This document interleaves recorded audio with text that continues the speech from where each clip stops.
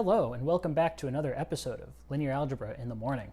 So, last episode, we talked about LU factorizations. We introduced sort of what an LU factorization was, and then we showed why they're useful, right? So we showed how we can solve a matrix equation and why maybe a long series of matrix equations might be a little more efficiently solved if we use an LU factorization. So today I want to answer the question that I'm sure was on everyone's mind. Well, in this video, I guess I want to answer the question that I'm sure was on everyone's mind. How do you find an LU factorization? So we're going to do this by going through this example. But first, I want to go through the theoretical background of why this works. And like a lot of things, sort of going through the more theoretical aspects of this will sort of give us an algorithm for actually computing the matrices L and U. So let A be an M by N matrix.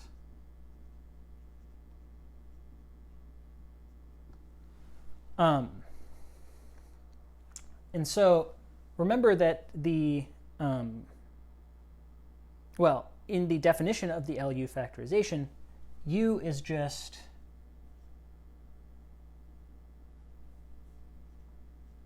a row echelon form of A.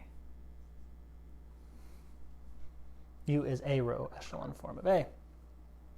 So that means that we can row reduce A as normal to find U.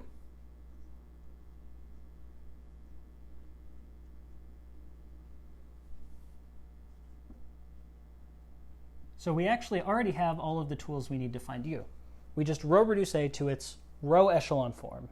And take note there, it's not to the reduced row echelon form, just to the row echelon form. So remember that, because I think a lot of applications we've seen so far of this row reduction process involves reducing A all the way to its reduced row echelon form.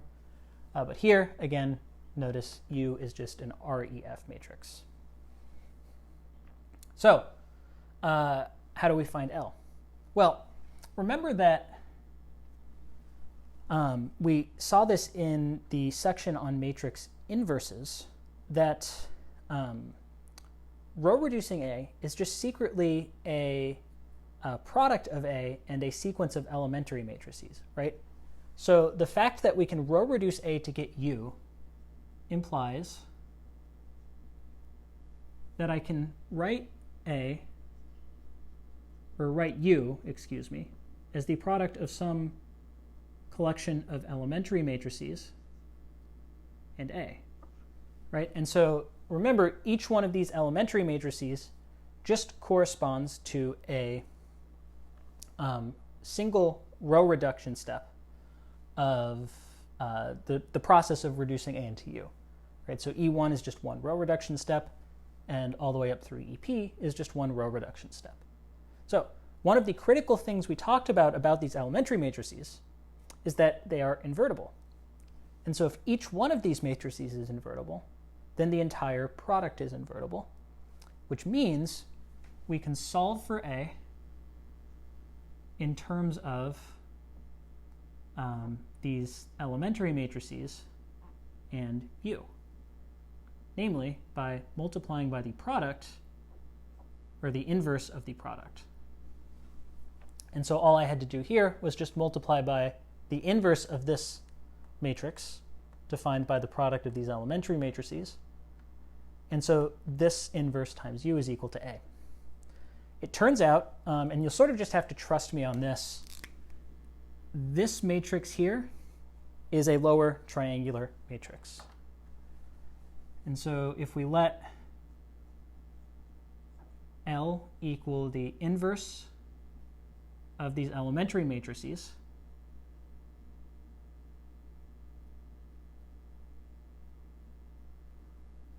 and remember, this is equal to, so this inverse, remember, is equal to the flipped product of the inverses. Well, so then L is lower triangular.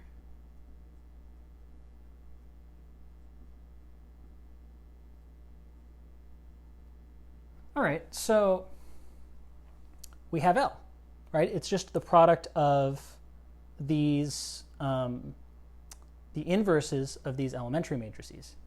Well, so it can be kind of tedious to calculate each elementary matrix, calculate its inverse, and then multiply them all together.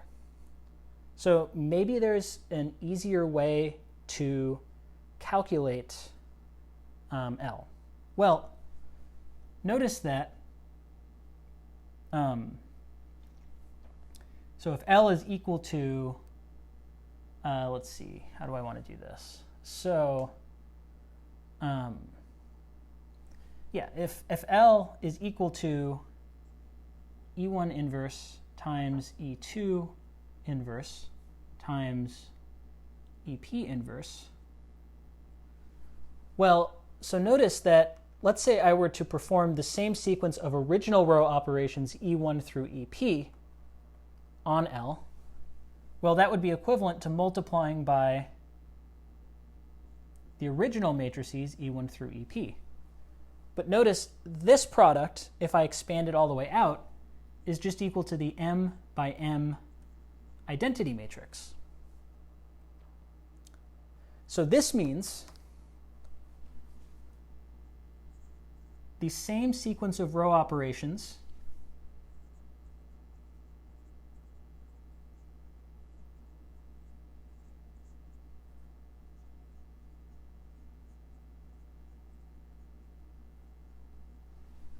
used to transform A into U should transform L into the identity.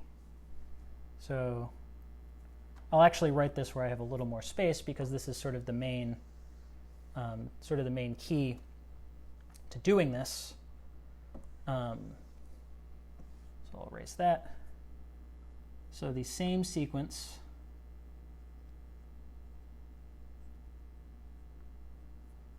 of row operations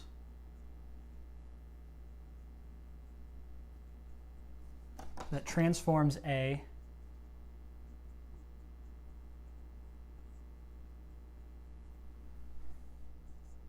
into U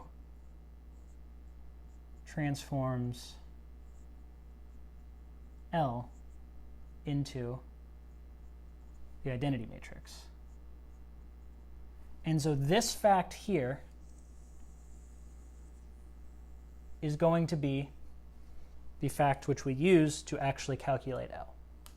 Because, remember, we can sort of, as we calculate row operations, have some idea of what the opposite row operation would be. And so sort of a brief description of what we're going to do is we're actually going to start with A and the identity matrix, reduce A, and perform a sequence of opposite row operations on the identity matrix in order to get to L. So this fact will provide us with a relatively straightforward algorithm to finding L. So let's see how it works.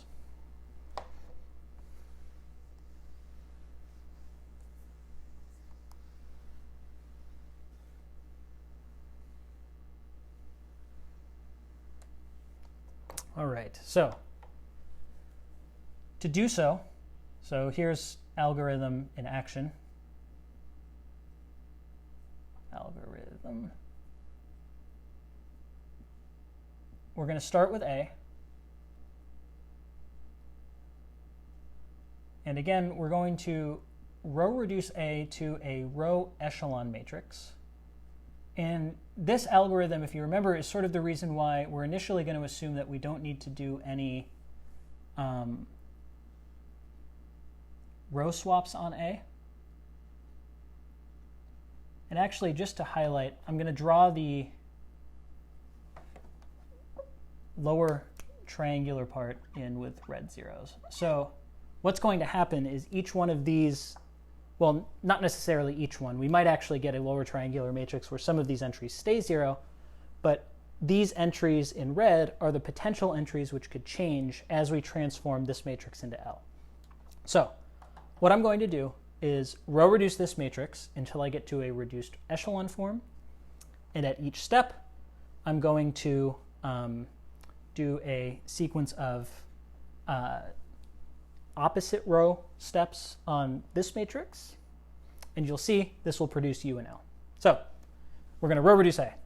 To do so, the first step I want to do is -3 row 1 plus row 2 in order to get rid of this 6.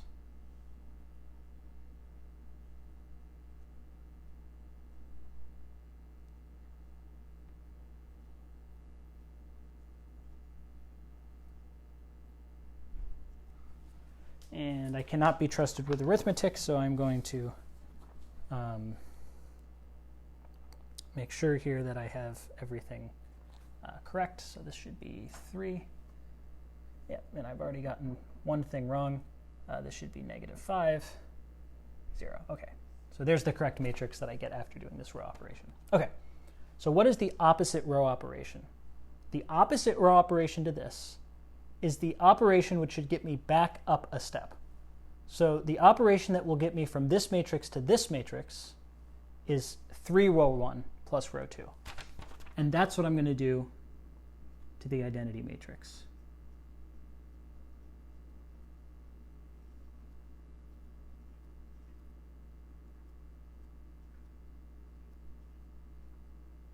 So notice here, I've done 3 row 1 plus row 2. Here I did -3 row 1 plus row 2. And so these two row operations, in this context, we consider opposites. All right, so next up, well, I want to get rid of the -1 here. So I'm going to do 1/2 row 1 plus row 3. And again, I'll check my notes because I want to make sure I get this arithmetic correct.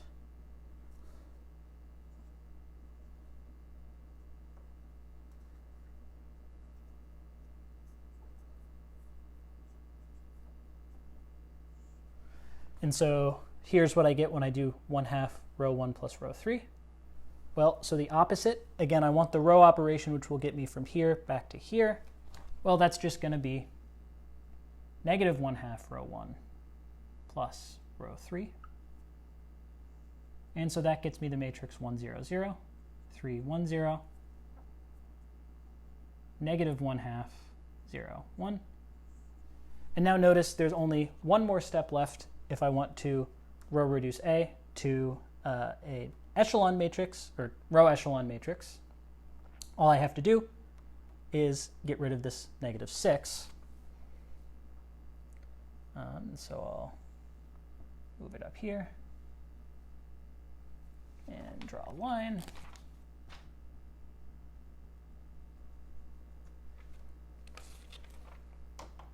So to do this, I'm going to do the row operation 2, row 2 plus row 3.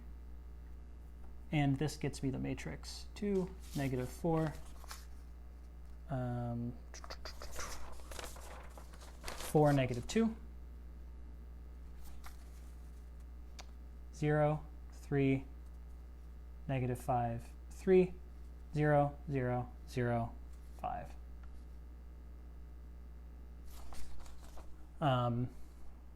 And I apologize for the cramped. I should have moved L over just a little bit. But so we're going to now do the opposite row operation on L. So notice here we did 2 R2 plus R3. So the operation that would get me from here back to here is -2 R2 plus R3. And so that's what we're going to do to L.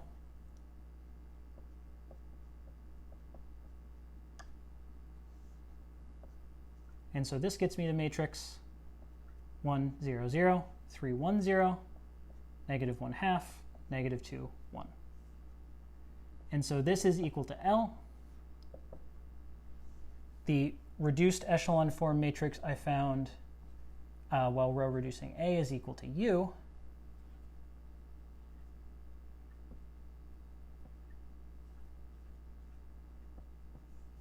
And so A is equal to L times U.